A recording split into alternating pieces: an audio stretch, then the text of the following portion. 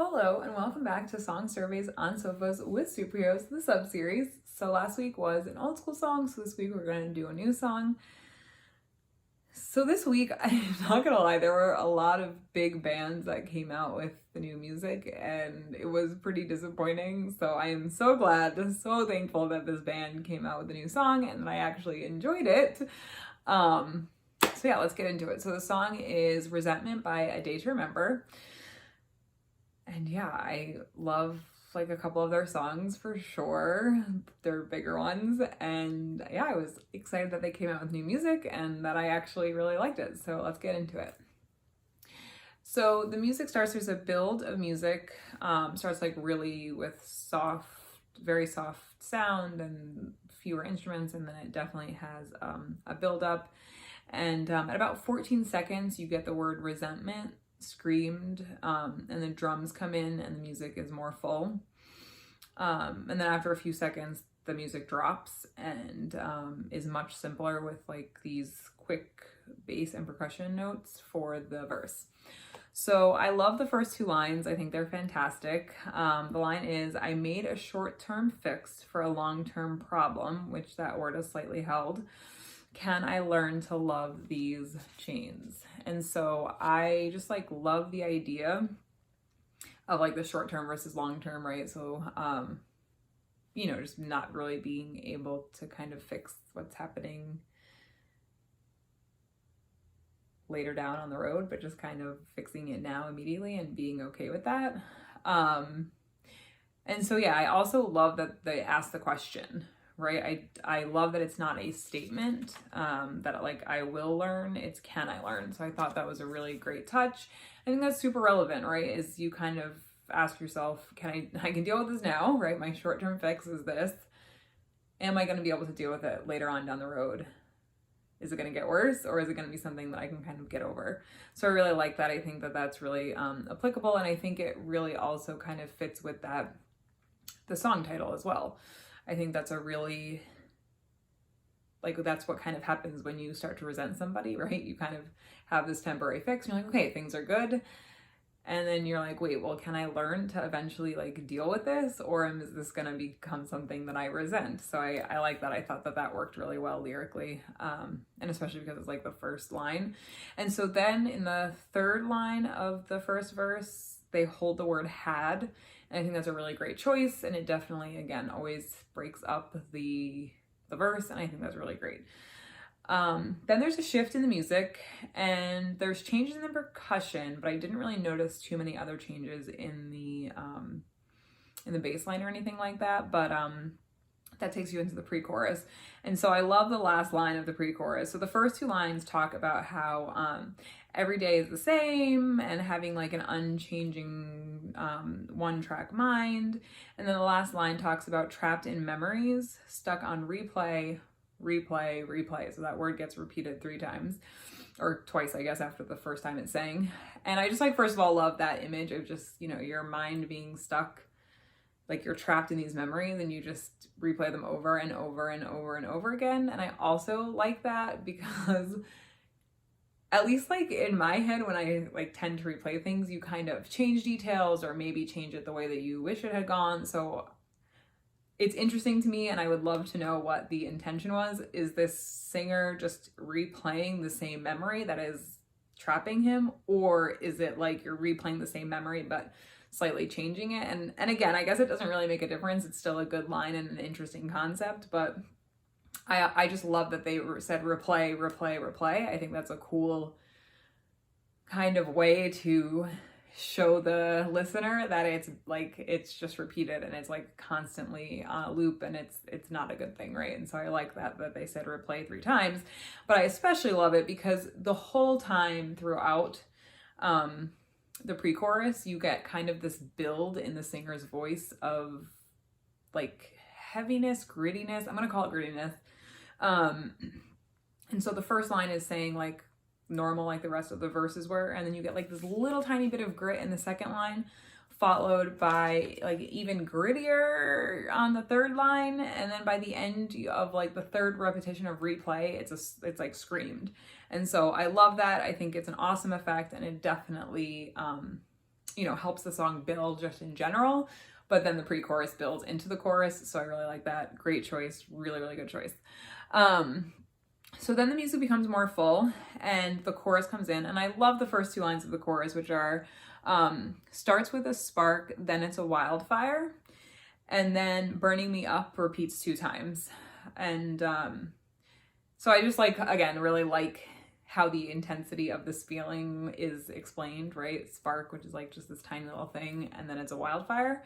So I really like that. And then obviously the use of fire and burning, that's pretty cool too. So I like that line, those lines together. I think that's really cool. And then there's another line followed by a partial line repetition. So the rest of the chorus is, I dance with demons on a high wire, lift me up, lifting me up. And obviously, I love when a little bit of subtle change is happening. So just the fact that instead of lift me up and then lift me up again, they say lifting me up. And also I think that makes it interesting with the meaning too, right? So you're almost giving a command, lift me up. And then you're kind of saying, describing something that's lifting me up. So yeah, I think that's also an interesting thing.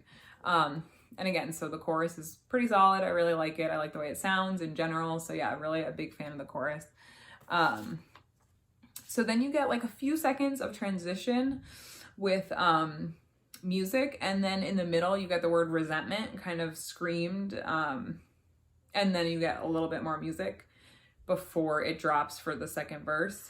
And actually the music goes into the first 2 words, which is and then the music drops for the second verse. So again, I really like that. I like when there's not necessarily a solid delineation between end of chorus and then beginning of verse. I like that it kind of travels in. And again, that definitely works with the sense that there is a building of this song.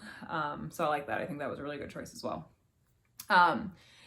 Then for the second verse, there's definitely either another instrument added or the same instrument with a different filter, or is just more prominent in his presence, but it's a little bit different from the first verse, which again, you guys know I love that. And I, like I said before, I think it really helps with this building of this feeling of resentment. So you start off with this first verse, which is a little bit quieter music wise, then you get to the pre-chorus, the chorus, and then in the second verse, you get this different feeling and a little bit more powerful music. So I like that. The second line is saying with this really cool filter effect, and I like the line in general. Pouring out my heart, all this unforgiven, washing over me like rain. So I am a little bit confused, but also love this line. So let's kind of break that down. So I love the idea of whatever was poured out of his heart is now washing over him like rain. And I think that's an interesting concept in general. So if you think of whatever's being poured out as almost a liquid, right? What makes it so that it's now pouring down, not just washing over a wave, which is all just a brick of water. It's talking about rain. And so what is almost keeping it there and drip, making it drip down instead of just one big push of whatever has been poured out. So I really like that. I think that's a really interesting concept and really makes me think, and I love that. So that was a really interesting line to me. The only part that's confusing to me is so pouring out of my heart all this unforgiven. And so throughout the song, I kind of view the singer as the one who's in the right versus whoever this person is. But I also was thinking, well, wait a minute, it would make sense, right? Because the title of the song is Resentment. And so maybe the resentment felt towards this person is what is unforgivable. I don't know, or unforgiven. I think it's an interesting concept, and I really would love to know your thoughts, or if you know for a fact which way that lyric is supposed to go. I would really love to know, because that's just a super interesting thing. And again, it definitely kind of makes me think well, okay, this whole time I've been thinking of this singer as this person who's, feeling resentment towards this person. So I guess in my head that makes the singer kind of in the right? This person did something bad to him, or is continually doing something bad to him. So you get that resentment feeling, but it's not necessarily that the singer's fault. And so, yeah, just interesting to know what that unforgiven thing is. Is it the singer who's done something unforgiven, pouring out of my heart unforgiven? or was it somehow related back to the person that they're singing about? So I don't know, just interesting. Maybe the person was putting something into the singer's heart that was unforgiven and now it's pouring out, which could totally work too. So I don't know, just interesting. Definitely makes me think, makes me want to listen to the song over and over again until I get like a solid feel for what exactly that means, which is awesome. I love that. I love that the song makes me want to do that. So interesting lyrics, really like it. Okay, so then after that, it goes back into the pre-chorus with pretty much the same shift in music, and nothing is really different except maybe the last time they repeat replay, it's not held as long, which again, I kind of like any subtle change. And then because of that, you get this brief pause in the music before you go back into the chorus, which is exactly the same as the first one. You even get that like music with the resentment screamed and then the music at the end.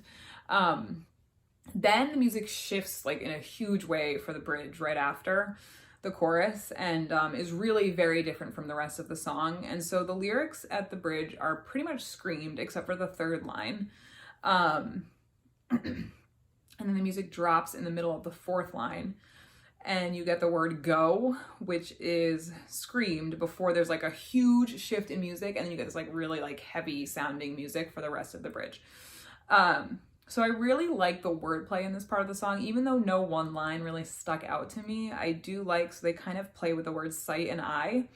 So I talk about pressing the issues on site, which, you know, could be like on site, like on some like little platform, right? I'm like on the construction site or something versus like vision site. And then talks about being judged by this person, and then say eye of the tiger, by this person's eye of the tiger. So again, you get that kind of sight and vision thing going on. So I like that there's like figurative language and then that kind of works with the whole sight and vision thing. So I like that. All right, so then you get this like heavy music to kind of take you out of the bridge. And yeah, so then it goes right back into the chorus where the music kind of has shifted again, right? You get this like musical transition back into the chorus, which is the same music as the first choruses. And this time it's repeated 2 times. So you get the chorus from start to finish, repeated chorus start to finish. And the last word, last word up is like yelled and held. And then after that, like in the background, you get these, like it's almost actually kind of hard to hear if you're listening just to the music, but I love that. And I think it's a really good choice to have this kind of in the background. So you get, it's a wildfire repeated 2 times, followed by the word resentment, which is screamed. And again, it's like so in the background, but it's really, really effective. And then you get that repeated again. So you get, it's a wildfire repeated twice, and then you get the word resentment screamed. Yeah, then you have this musical outro. So it's like these quick notes, short notes, which makes me think it kind of goes back to the beginning, right? Where you had those quick short notes for the first verse. And it has like all the instruments, and then eventually it's just the drums, and then the music stops and the song's over. So let me know what you think. Have you heard the song? Are you as excited about it as I am? Do you agree with what I was saying? Are you like, wow, this girl's crazy? Like, comment, subscribe, and I will see you guys next week. Bye.